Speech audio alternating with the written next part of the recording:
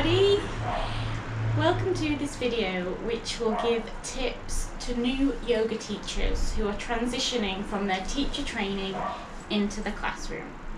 My name is Kat and I'm the founder of Casa del Yoga, from which we also run a mentorship program specifically designed to help support new yoga teachers.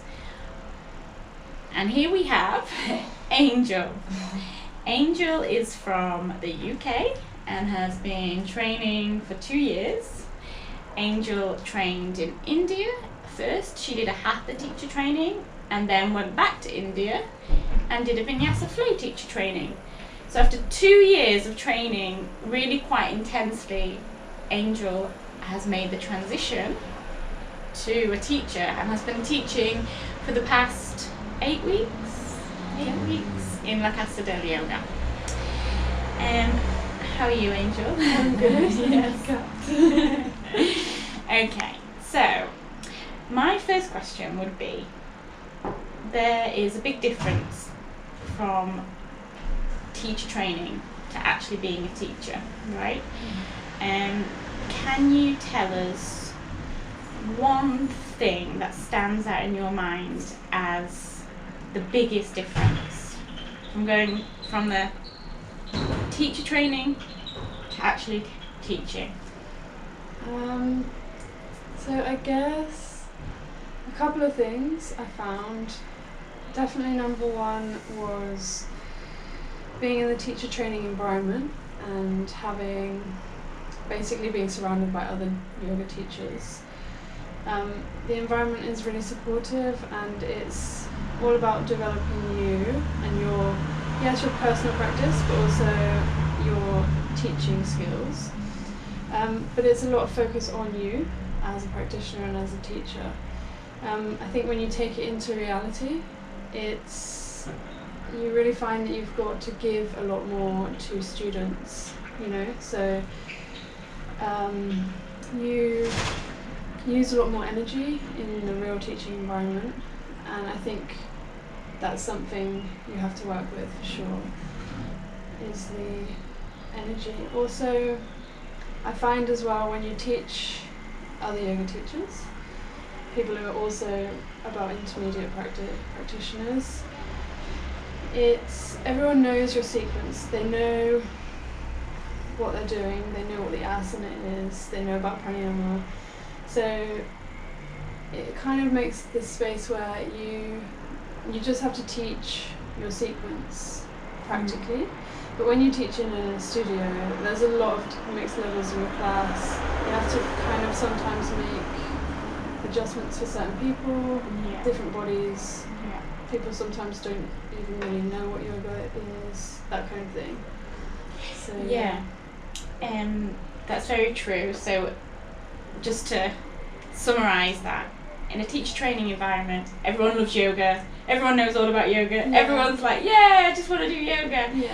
And in a classroom, you might have people that have never been to a yoga class before, you might have people that don't actually know what a hamstring is, so you have to really break it down, right?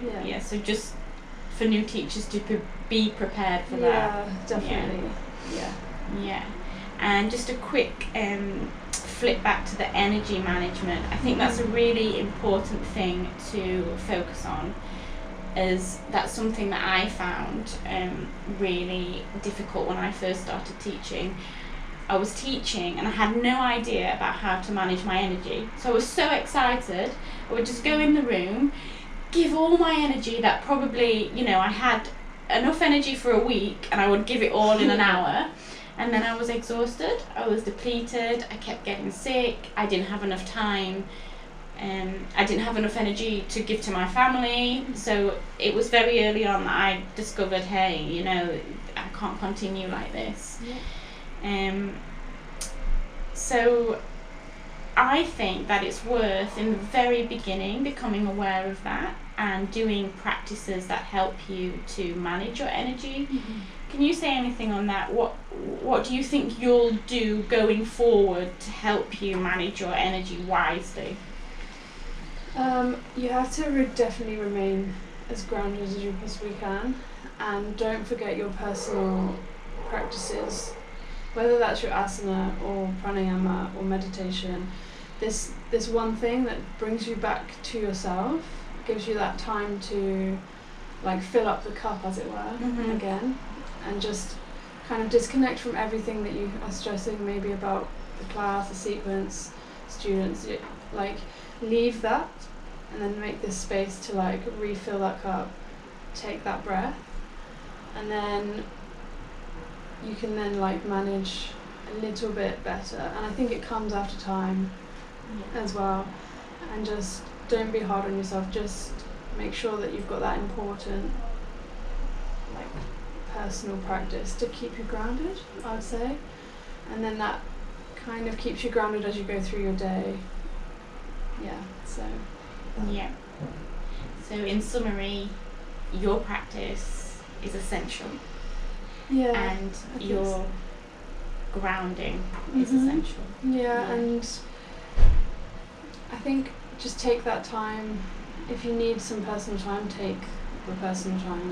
You need to have that space for yourself as well. Can you offer any tips to new yoga teachers out there about how to manage not only teaching, but also, so you have teaching, you have creating sequences, you have working on social media, which I know you're not a massive fan of, are you? But you're trying to get better. And, you know, having this idea that, hey, if I'm going to do this, I'm going to do this well, I'm going to do this as a professional. And then also, those 4 things, you might actually have a second job in the beginning, you know, to keep all this going round. Like, how are you finding that? At first I found it was quite overwhelming because I'd never taught. I was just coming from teacher trainings and personal practice. I'd always just had a waitress job or that kind of thing. So I think it also comes back to that grounding. It's so important to ground yourself, and time management is essential.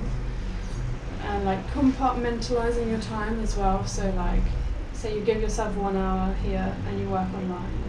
If you go over, that's fine, that's good, but you at least give yourself 1 hour here for that, maybe 1 hour here for doing a sequence, and then some time just to do nothing, you know, just to like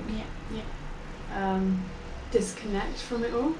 And so I think just establish time management as well. I think it's like any part of life and any kind of business job. You have to organise your time well.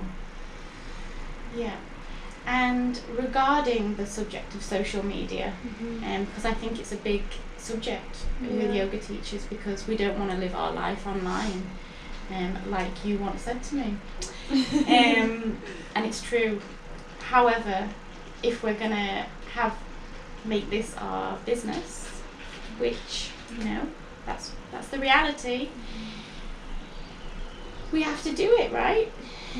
And I'm just wondering if you could say something about how you've overcome your block towards doing that, and how you've realised or maybe thought inside, this is going to help me help my students.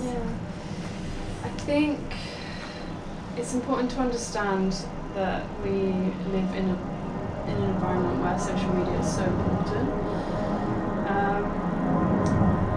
You know, like the students themselves, they love the social media aspect of it. It doesn't have to necessarily be all about physical asana and doing a crazy handstand on the beach. I think if you can give something that is what reflects your teaching style, or kind of the message you want to send to your students, then maybe use it that way, use it like for that reason. And that's the approach that I'm going to take. I'm just going to, you know, use it for positivity and connecting with students, and just kind of sending that message I want to send as a teacher through my social media and website. I'm just going to keep it simple to start with, you know, and just have it there for like my students to connect with me. Yeah. Would you say, as a very conscious teacher, that you would like to give the message that yoga is something that is life-changing, is transformational, and like you just said, you know, it's not just about the asana, it's, you know, this beautiful, integral, 8-limbed path. Yeah. Do you think that is done enough?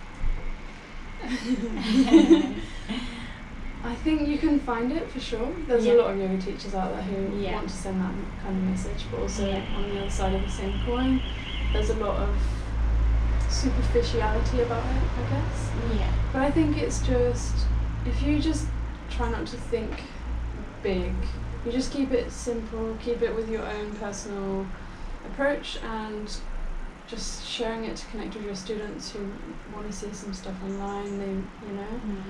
I think,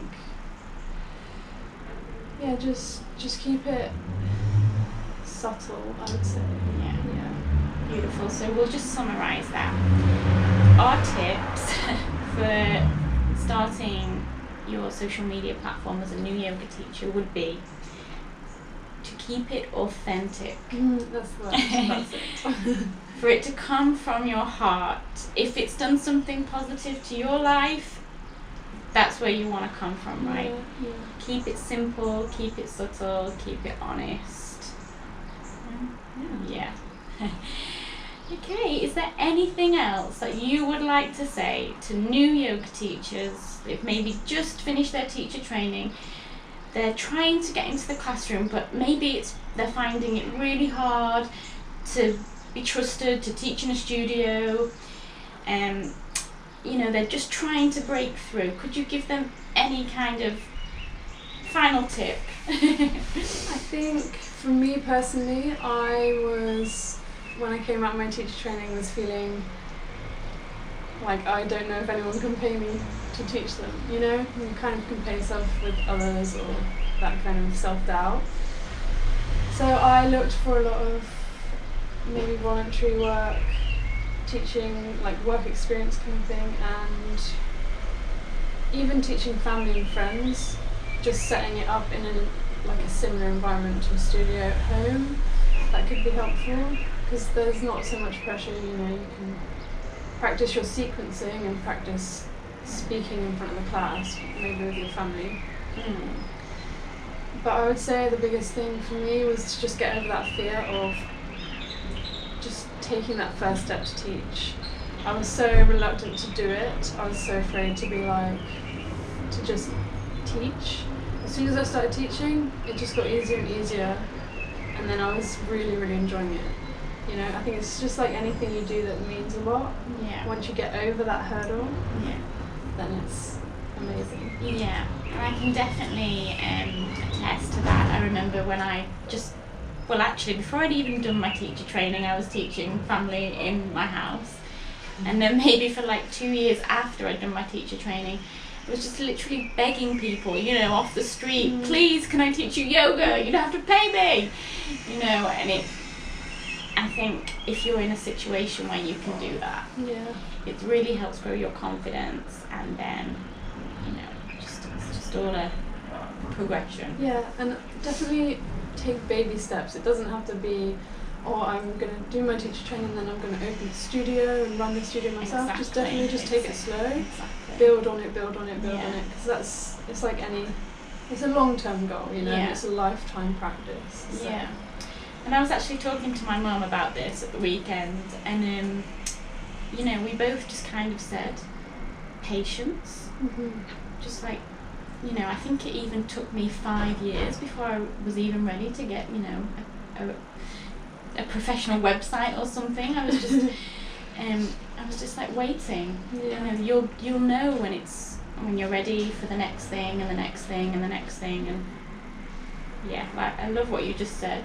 Baby steps. Baby steps. Well, thank you so much for being here, for your integrity, authenticity, and we wish you lots of luck sharing your gifts. Thank you so much, Kat. Thank you. Namaste.